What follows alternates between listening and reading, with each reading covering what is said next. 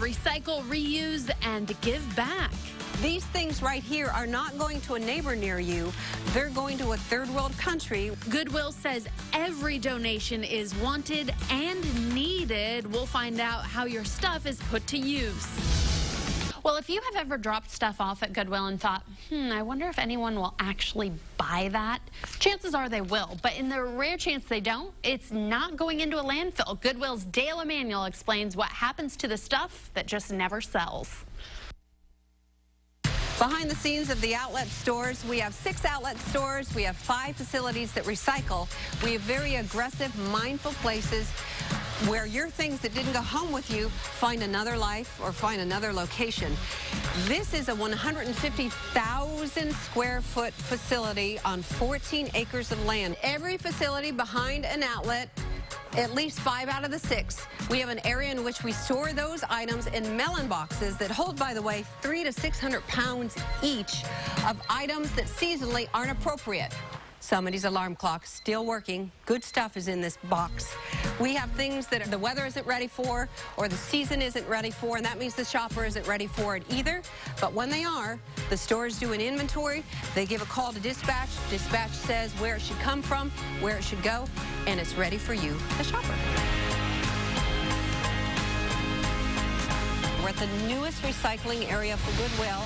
Please know that Goodwill is the #1 participant in the state of Oregon of e-cycles. So everything you give us, including those big back TVs, somebody's got one in their garage somewhere near you. Your electronics don't have to work. It doesn't matter, but please know it will not go in a landfill. Any part of the electronic device doesn't go in a landfill in anybody's country. That's part of the pact. That's part of e-cycle. It's a very hard contract in which to work under. We actually helped design it.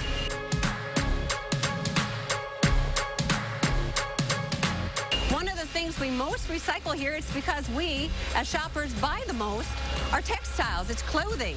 This is a baler. The baler is a really cool thing. All our recycle facilities have a baler.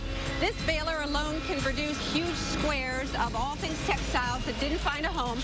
This gentleman works it with great accuracy. He loads up this conveyor belt, and the conveyor belt takes it into the machine where things are compressed very tightly, bound by very strong wire, and then we wait. Those eggs wait to go on a truck.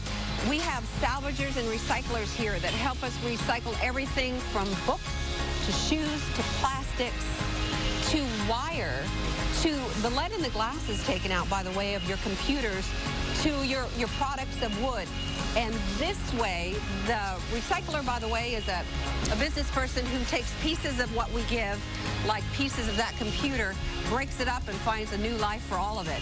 A salvager is somebody who would definitely take everything that's on this conveyor belt. The salvager takes the whole piece and finds somebody to buy it. Pennies on the pound, by the way. When it goes to third world countries, it's extremely inexpensive. No book goes in a landfill, no shoe goes in a landfill.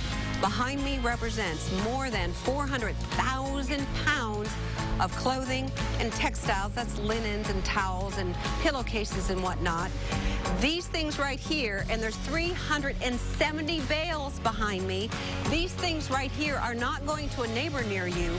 They're going to a third world country where there's not the ability to make material. But those folks can buy these things pennies on the pound, and they're very thankful.